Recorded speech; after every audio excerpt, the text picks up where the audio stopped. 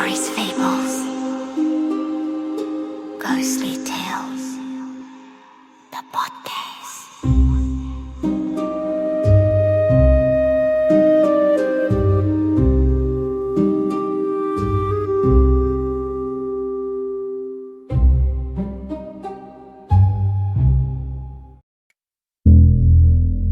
'A teenage girl clocks out of her shift at a roller rink on Long Island. It's November. It's dark early, and the walk home is short, just a few blocks. She never makes it. For decades, her name sits inside a case file that refuses to close. 3 men are convicted, then DNA says they didn't do it. The town lives with the fear anyway because the person who did it is still out there. And then, 40 years later, a cup and a straw in a trash can become the hinge the entire story swings on. So, how did we get here? This is the story of Theresa Fusco, 16 years old, a high school junior working a part-time job at a place called Hot Skates in Lynbrook, New York. It's also a story about pressure, about how a community could demand answers faster than the truth can be found, and what happens when the entire system picks a conclusion and builds a case around it. And finally, it's a story about time, about evidence preserved across decades, and how one ordinary, disposable thing can suddenly speak louder than 40 years of silence. Theresa Fusco was 16, old enough to want independence, young enough that a walk home from work should still feel safe. She worked at the snack bar at Hot Skates, the roller skating rink in Lynbrook on the south shore of Long Island. If you grew up in a town like that, you know what a place like Hot Skates is. It's noise and music and neon. It's teenagers laughing too loud. It's the smell of fried food and sugar. It's a little pocket of freedom on a weekend night. On Saturday, November 10th, 1984, Theresa is there doing what so many teens do, showing up, putting in the hours, earning a paycheck, making it through a shift. But something happened at work that night. Theresa is fired from the snack bar job. The public record doesn't preserve the full blow-by-blow of that moment in a way we can verify today. No transcript, no universally agreed account of exactly what was said, who raised their voice first, or how sudden it was. What we do have is a thin, heartbreaking outline. She was fired, and she was seen leaving in tears. One local report later described it as a dispute with an assistant manager. If that's true, it gives the crying a shape without giving us license to invent details we don't have. Because a dispute can mean so many things: an argument over a mistake, a misunderstanding, a scolding that felt humiliating, a clash of personalities. The kind of unfair moment that hits harder when you're 16 and trying to hold yourself together in front of adults. And being fired at that age isn't just about losing a job. It can feel like being told you don't belong, like you failed, like you're in trouble, like you're going to have to walk through the front door and explain it. So she leaves Hot Skates upset, seeing with tears in her eyes about 9:45 p.m, and starts the short walk home 4 blocks. That detail matters because it's the kind of distance that tricks you into believing nothing bad can happen. It's the kind of walk you do on autopilot, the kind where you're already thinking about what you'll say when you get home, or whether you can fix it, or whether you'll pretend you're fine. And then she doesn't get there. At first, in the earliest hours, there's a fragile hope that makes families pace the floor anyway, that she stopped to cool off, that she went to a friend's house, that she's on her way, that the front door is going to open any minute. But that hope runs into a second, quieter problem: how quickly a missing teenager can be misread. Years later, reporting described how police initially treated her disappearance as if she'd run off after being fired, an assumption framed as a kind of protest, while her mother insisted her daughter had been taken. That gap between those two ideas is where time disappears, because she ran away tells everyone to wait, and she was abducted tells everyone to move. Theresa's mother, Connie Napoli, went on record with that frustration, trying to tell the world what mothers sometimes know before evidence catches up: something is wrong. And somewhere between the bright noise of a roller rink and the quiet of a 4-block walk, Theresa Fusco vanishes. Later accounts say she's seen leaving in tears. That detail matters not because it explains what comes next, but because it tells you what kind of night this already is for her. Not an ordinary see you tomorrow night. A night where she's upset. A night where she's walking out with emotions already close to the surface. And then there's the distance. 4 blocks. That's what's reported. 4 blocks from the rink to her home. 4 blocks is nothing in daylight. 4 blocks is I'll be right there. 4 blocks is the kind of walk you do without thinking. But in November, after 9 p.m., 4 blocks can turn into an entire world. And in Lynbrook in 1984, there's something else humming under the surface. Unease. Another teenager in the area, Theresa's friend Kelly Morrissey, had disappeared earlier that year, in June 1984, and the case was still haunting the community. So when Theresa doesn't come home, it doesn't land as a simple missing person call, it lands in a town already braced for bad news. Theresa is last seen leaving Hot Skates on November 10, 1984, around 9:45 to 9:47 p.m., depending on the account. She is supposed to walk home. She never arrives. In the earliest hours, there's a terrible kind of waiting that sets in. The kind where you keep listening for the front door. The kind where you tell yourself she must be delayed. She must have stopped somewhere. She must have run into someone she knows. But the night keeps moving forward and she's still not there. And then comes the second wrong thing. How people interpret a missing teenage girl. Later reporting described how police initially assumed Theresa had run away after being fired, while her mother insisted something worse had happened. This is one of the cruelest fractures in so many cases like this. The gap between she'll come back and she's in danger. When the adults who know her best feel it in their bones and the system hesitates. The search turns into dread. Weeks pass, and then on December the 5th, 1984, Theresa Fusco is found dead in a wooded area near the roller rink. Reports describe her body as covered by leaves and debris. Authorities later said she'd been raped and strangled. There's no clean way to say that, no respectful way to soften it without losing the truth. So we'll say it plainly and then return to what matters most. Theresa was a child who should have made it home. This brought the community on edge. The Nassau County Police Department is under enormous pressure. Multiple accounts note the wider context, other disappearances of young girls in the area, and mounting fear that another predator is at work. And then, in 1985, another young woman, 19-year-old Jacqueline Martirella, disappears in Oceanside on her way to work and is later found dead. Reporting has described similarities in how she was killed. Whether or not those cases are connected is not publicly confirmed, and it's important not to stitch separate tragedies together without proof. But the fear in the air at the time is well documented. The case finds a suspect, or rather suspects. On March 26, 1985, police arrest 21-year-old John Kogut on charges including second-degree murder and rape, according to later case summaries. Police said he confessed and implicated 2 other men, John Restivo and Dennis Halstead.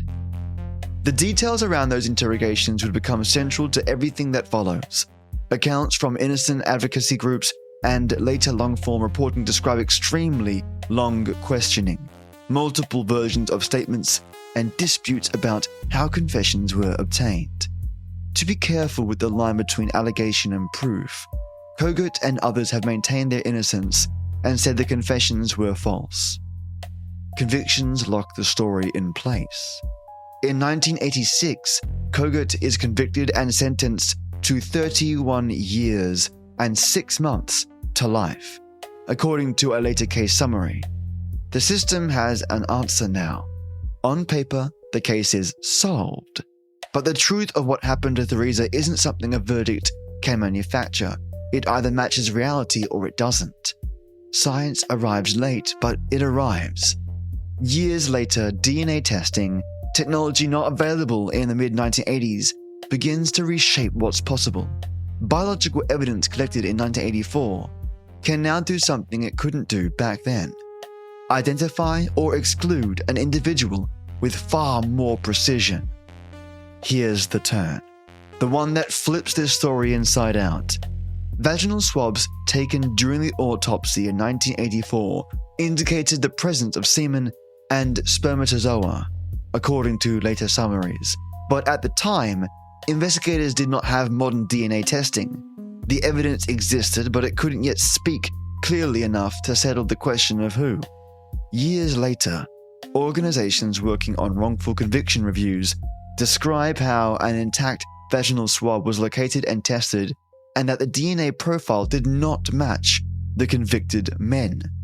In 2003, the convictions were overturned due to exculpatory DNA evidence, according to the Nassau County District Attorney Office. And it wasn't just technically. It wasn't a maybe. It was the kind of exclusion that leaves a terrible truth behind. The wrong man went to prison, and Theresa's killer remained unidentified. In December 2005, after a retrial, Nassau County Judge Victor M. Ort found John Kogut not guilty, according to a case summary by the Innocence Project. And then, according to the Nassau DA's office, charges against 2 men were dismissed, while the third was acquitted after a retrial process. So now there are 2 wounds in this story. The first is the loss of Theresa Fusco. The second is what the system did afterward, how it rushed to certainty, how it held on to it, and how long it took to admit it was wrong. Did you know? False confessions are not rare in serious cases, especially when interrogations stretch for many hours and investigators are under pressure. That doesn't mean every confession is false. It means time, fatigue, fear, and psychology can bend human behavior in ways that feel impossible from the outside. And this case would eventually become a cautionary example, one of the reasons modern investigators talk so much about recording interrogations, preserving evidence, and checking assumptions early. By the 2000s, Theresa Fusco's case is no longer just a homicide. It's a cold case tangled with a public history. A teenager murdered, 3 wrongful convictions, a community that lived for years with the wrong story. And still, the question remains, who did it? The answer, according to the prosecutors, began to take shape in 2024. Yes, just a mere 2 years ago. The Nassau County District Attorney's Office said it began surveilling Richard Belodiau in 2024 alongside the FBI, after developing multiple investigative leads. Then, in February 2024, investigators recovered a cup and straw that prosecutors said Belodiau had used and discarded at a smoothie cafe in Suffolk County. That is such a modern detail it almost feels unreal against the backdrop of 1984. A trash can, a cup, a straw, something you don't remember 5 minutes after you throw it away. But in this case, the discarded straw is treated like a bridge. Prosecutors said DNA extracted from that straw matched a sample taken from Theresa's body in 1984.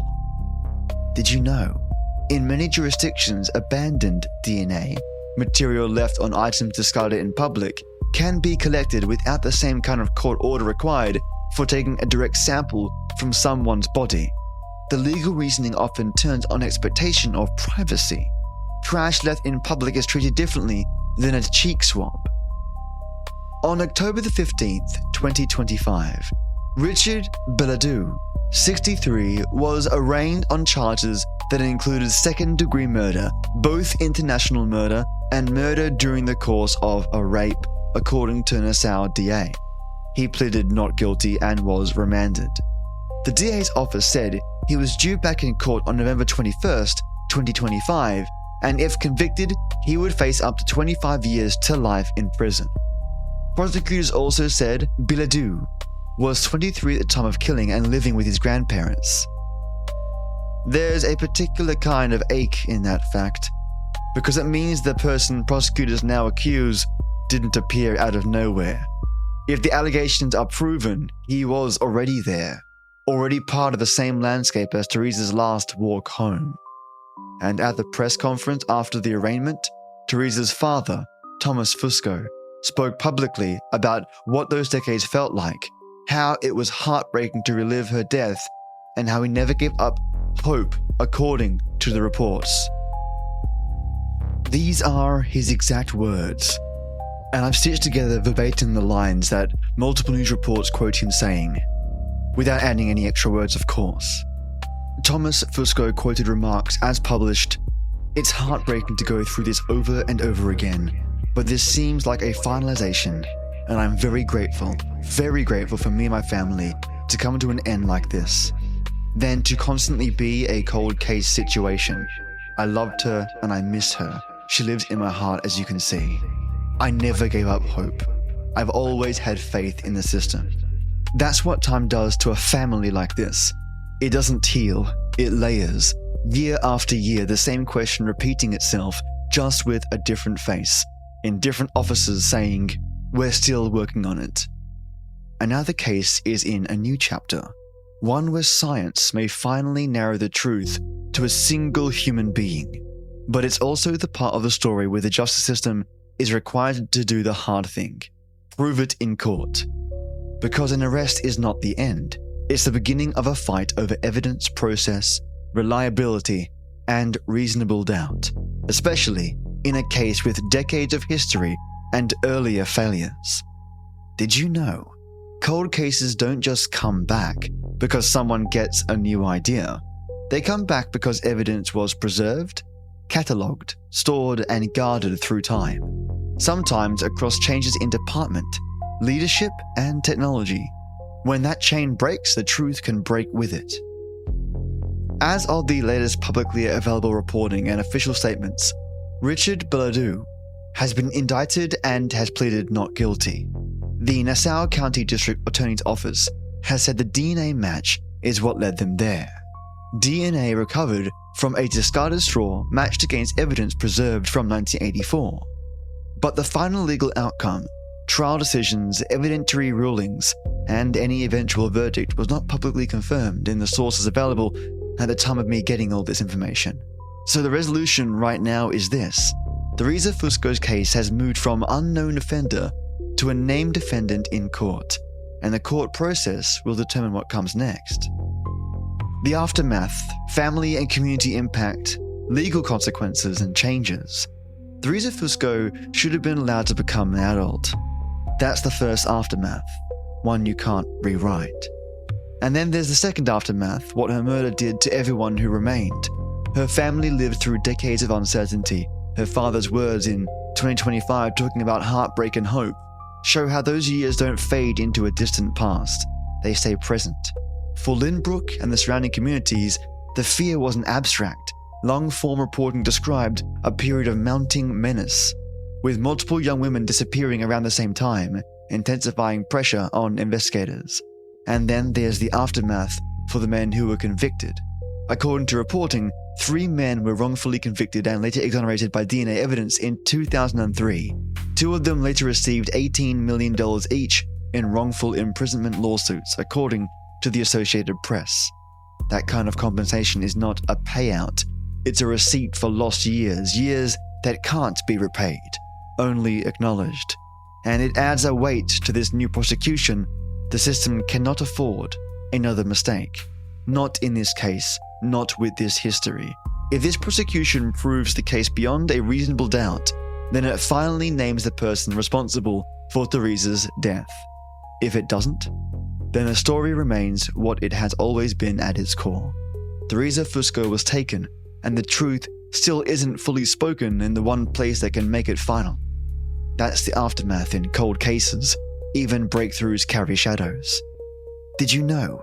DNA evidence can be powerful, but court cases still hinge on fundamentals: how evidence was collected, how it was stored, how it was tested, and whether alternative explanations can be ruled out, especially across 40 years. The story of the evidence becomes part of the evidence. In this case, 40 years of waiting narrowed down to something small enough to hold between two fingers: a straw, and a 4-block walk that should have ended at home. That's our story though for today: Theresa Fusco and the long road between a 1984 disappearance and a 2025 indictment. And you are listening to Stories, Fables, Ghostly Tales. And you already know perhaps what we do here. We don't chase spectacle, we chase the human truth, and we hold space for the people who were taken and the families who had to keep living in the aftermath. I have been your tale teller, but before we go, I do want to send through my thank yous. Steady, sincere, and always deserved. I do have a bit of a rough throat and am recovering from a head cold. So I will keep it brief and to the point with as much love as I can muster. To my ode night tea titan, Matto Star.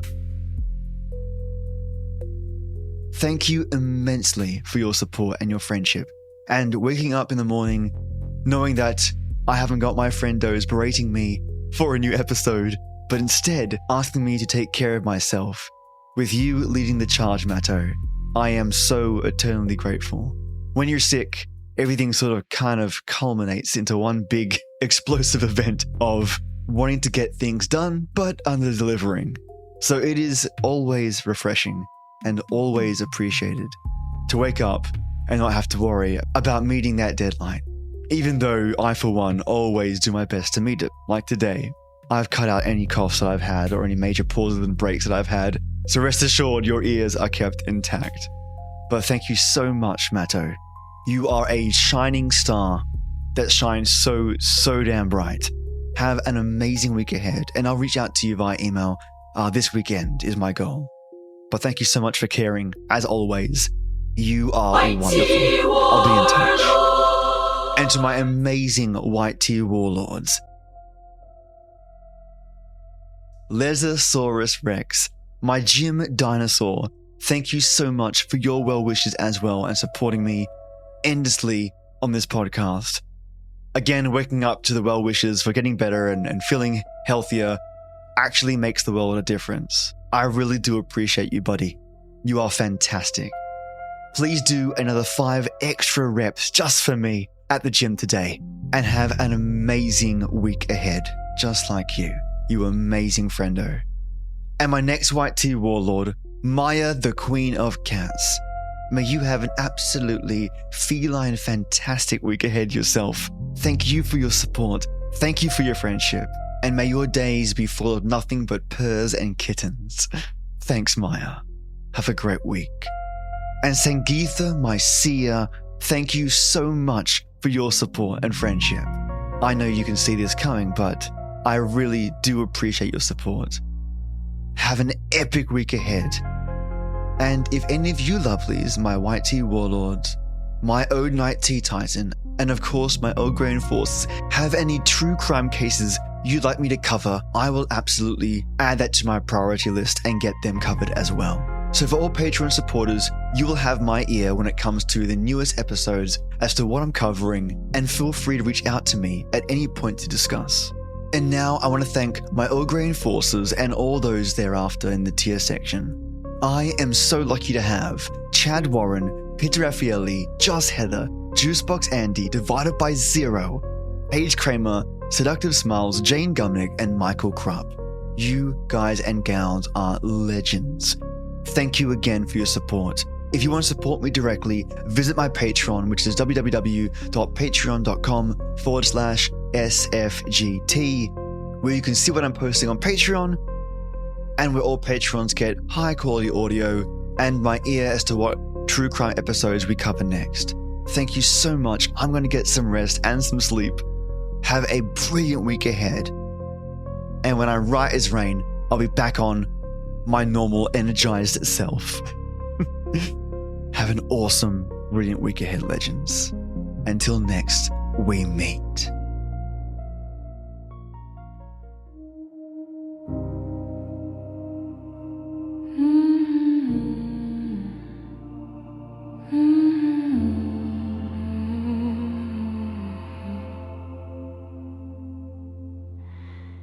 Young hum on a November night,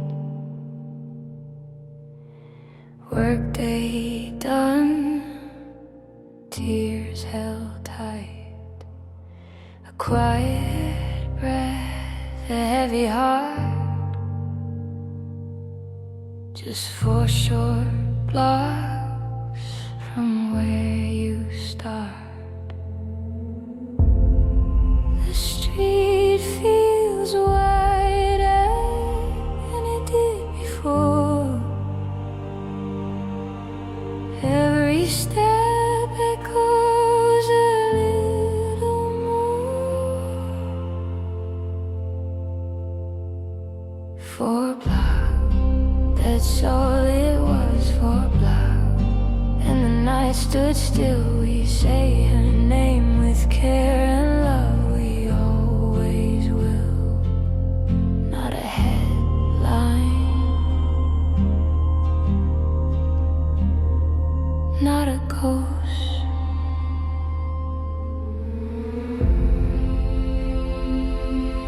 Four blocks, and she's held close.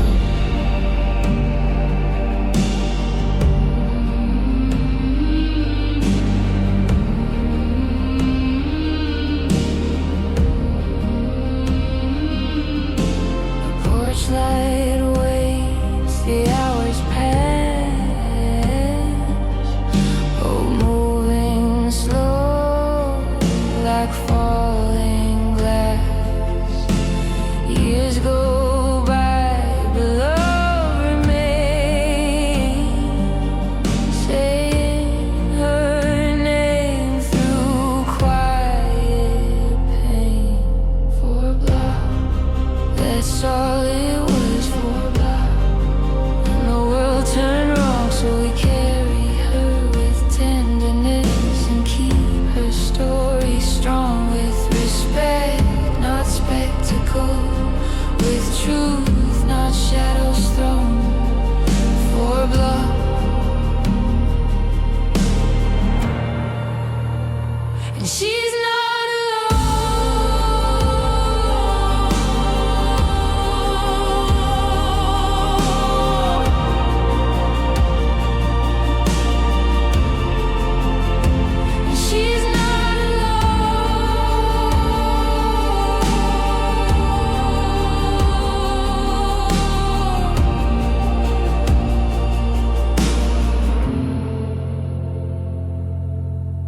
Thank you for listening, you amazing listeners.